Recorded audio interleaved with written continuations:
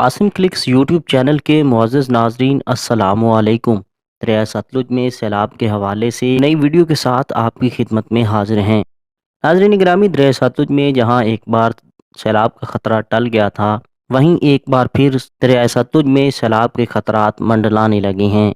جیسا کہ آپ کو معلوم ہے کہ پچھلے چند دنوں سے دریائے ستلج میں ہیڈ گنڈا سنگھ، ہیڈ سلیمان کی، ہیڈ اسلام پر پانی کی سطح میں نمایاں کمی دیکھی گئی تھی، لیکن ایک بار پھر پانی میں اضافہ ہو رہا ہے۔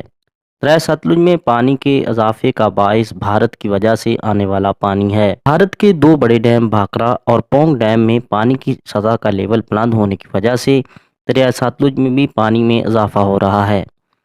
دریائے ستلج میں ہیڈ گنڈا سنگھ، سلیمان کی اور ہیڈ اسلام کی بات کرنے سے پہلے آپ کو بھارت میں ڈیمز کے حوالے سے آگاہ کرتے ہیں، جن کی وجہ سے پاکستان میں بھی دریائے ستلج کے پانی میں اضافہ ہو رہا ہے۔ عاصم کلکس یوٹیوب چینل کے معزز ناظرین، 16 اگست یعنی آج کی رپورٹ کے مطابق بھارت میں بھاکرا ڈیم کی تازہ ترین صورتحال یہ ہے۔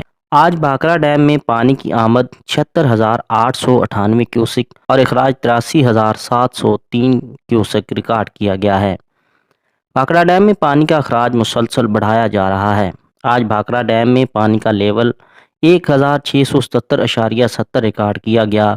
ہیڈ گنڈا سنگھ پر بھی پانی کے بہاؤ میں مسلسل اضافہ ہو رہا ہے۔ آج کی رپورٹ کے مطابق دریائے ستلج کی تازہ ترین اپڈیٹ یہ ہے۔ آج ہیڈ گنڈا سنگھ پر پانی کی آمد اور اخراج 60,340 کیوسک اور گیج 19.30 فٹ تک پہنچی ہے۔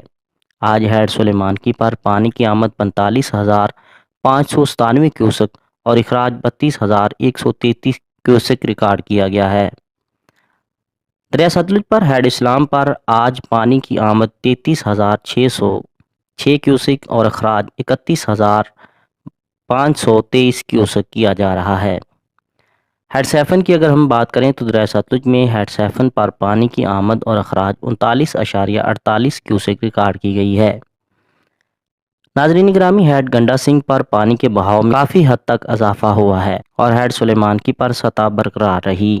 ہیڈ اسلام پر کمی جبکہ ہیڈ سیفن پر اضافہ ہوا ہے۔ دوسری جانب آپ کو بتا دیں کہ ہریکے کے مقام سے پاکستان میں 2.5 لاکھ کیوسک پانی کا ایک بڑا سیلابی ریلا آنے کی توقع کی جا رہی ہے۔ پاکستان میں اداروں کے مطابق 20 اگست تک بڑا سیلابی ریلا جو کہ 2 لاکھ سے 2.5 لاکھ کیوسک کا ہوگا، وہ ہریکے کے مقام سے پاکستان میں داخل ہوگا۔